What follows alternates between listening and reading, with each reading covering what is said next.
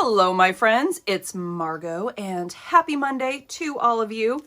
I am back, and we're doing another book flip through. You guys loved that last video I did where I shared some of the books from my collection, and I love sharing books. I love talking about books, and it seems like you guys like books too. So here we are. I've got another big stack for you. I tried to pick out things with different aesthetics, different topics, different styles. So there should be something for everyone. And I hope that just looking through these books briefly inspires you as much as they inspire me. So let's get started with the children's books, because we always have to keep that inner child alive inside of us. That's what I always say, let that child come out and play. Okay, so these are actually books from my own personal collection. I have had these probably since I was 4 years old. This first one is called Cherries and Cherry Pits. It's by Vera B. Williams. Look at this cover. First of all, can we just appreciate how beautiful this cover is? And look at the back with the patterns and the cherries. Stunning. So this came out, look at this. You guys are going to die. Like, there's so much eye candy in this book.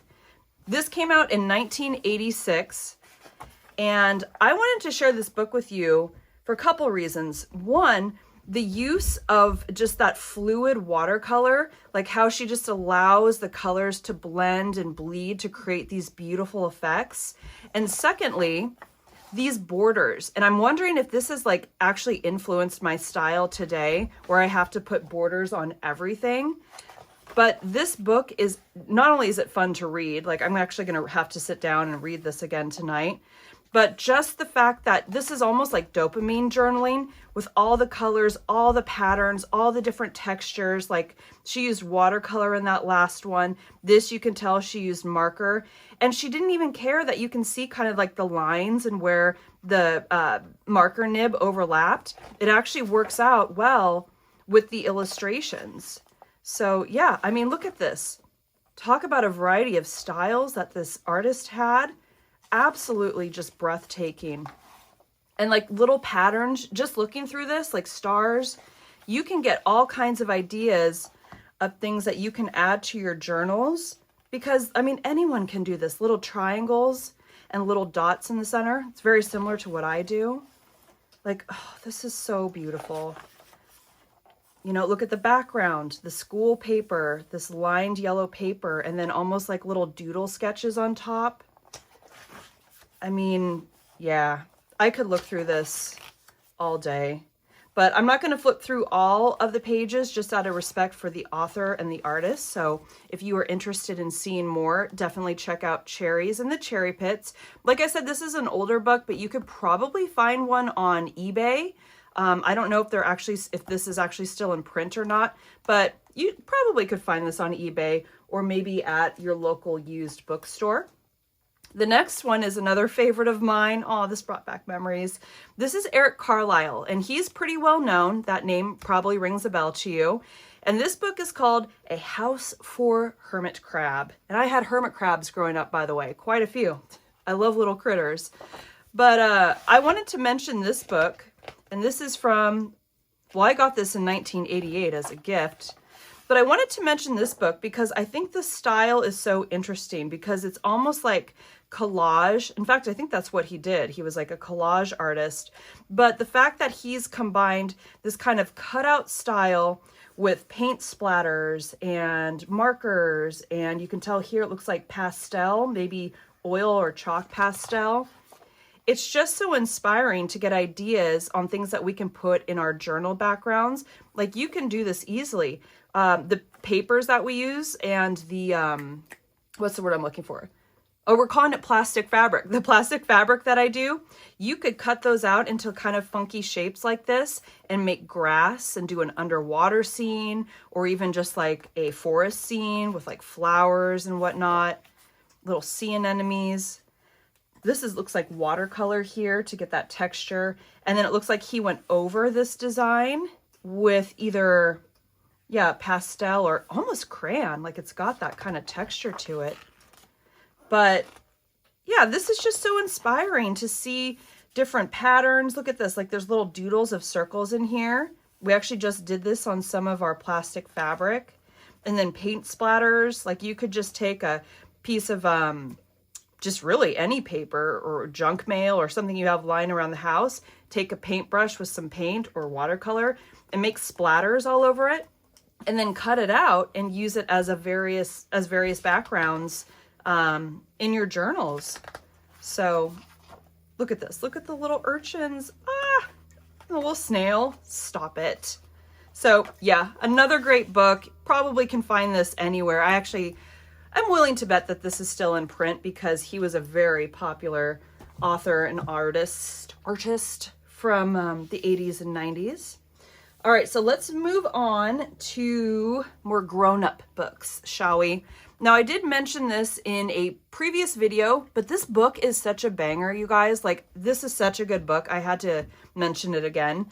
This is the Complete Color Harmony book from, it's a Pantone edition, and this book is amazing for figuring out different color palettes that you can use in your journal. So for example, each section is organized by different like themes, different moods, different vibes, if you will. So like this one is glamorous. And then here are all the different color palettes that reflect that mood of glamorous. Like this is beautiful. Here's another one, sophisticated. So if we want to do a sophisticated journal, here are some ideas of paints or markers or colored pencils that you could use. Very muted.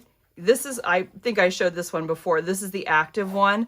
I love that with all the neons kind of paired with the darker colors there to make them really pop. But yeah, this is just a fun book. There's a lot of things that you can read too, like the energy, I guess you could say, behind each color, like what it makes us feel, how it makes us act. Really interesting. It's just a great visual eye candy book too, honestly, like earthy. If you're doing like a fall or a Halloween journal, this would be a great color palette to work in. So yeah, you get the vibe, you get the idea. Definitely check this out. This is available, I think, pretty much everywhere. I got this a couple years ago, I want to say. So this is another one that is an absolute banger. I've had this for quite a few years, and I want to say, but don't quote me, that they have come out with a second book, like almost a series, similar to this.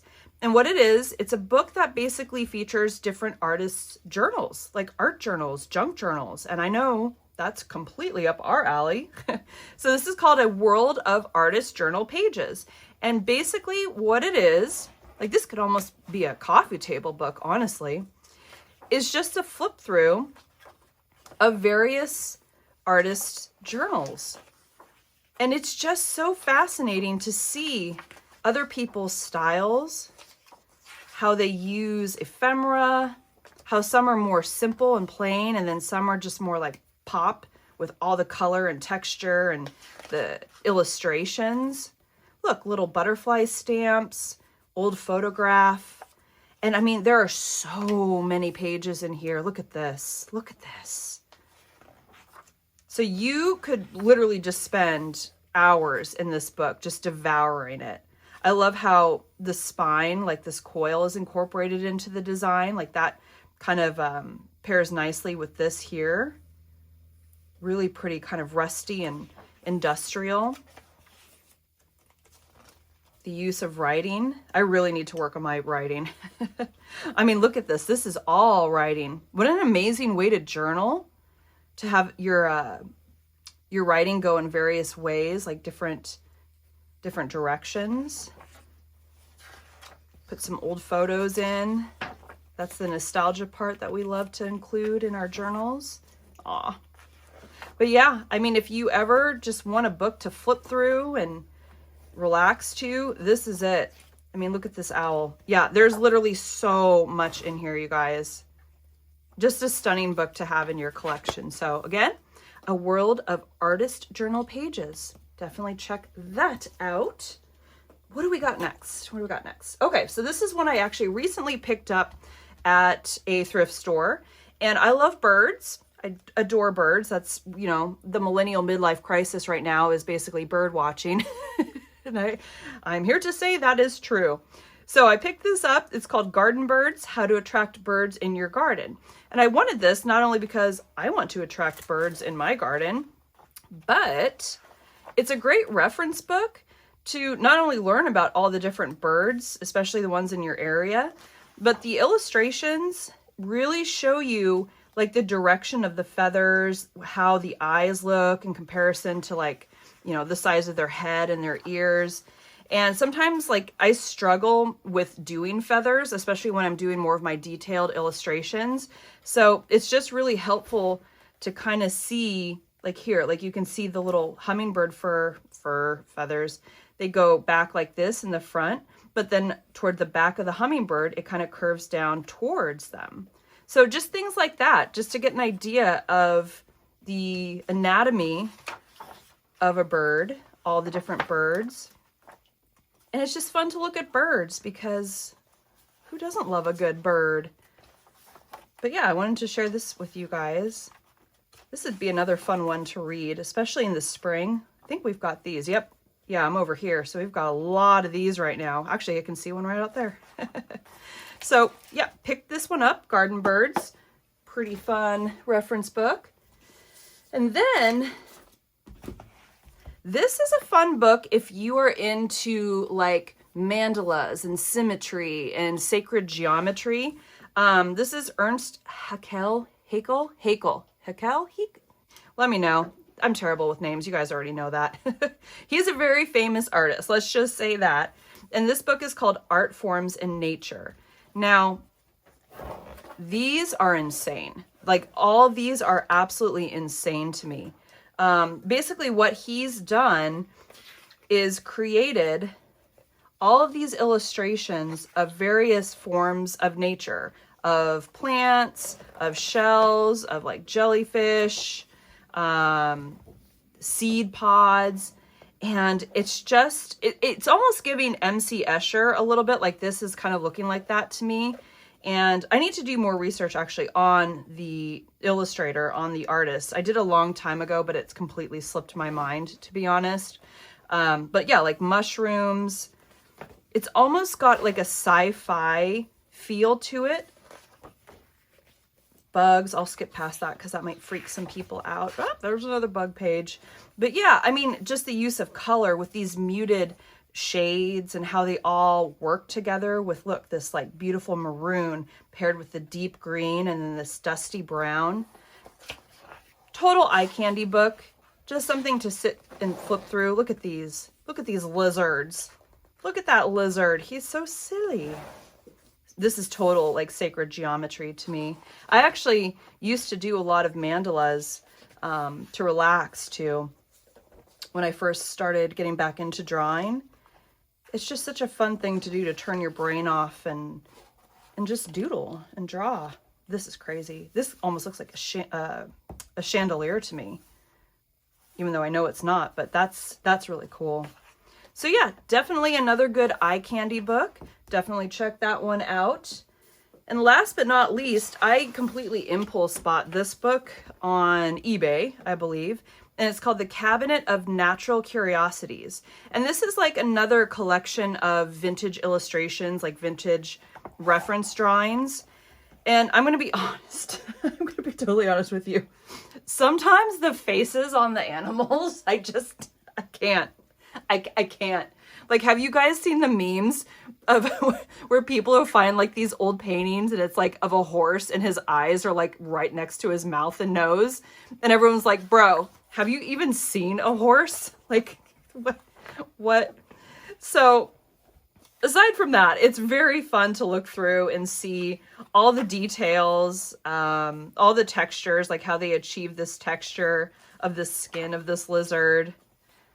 Really pretty color palette with that muted kind of vintage tone. A lot of snakes. Sorry if you guys hate snakes. I just must have gone to that section. Let's go to seashells. That's prettier.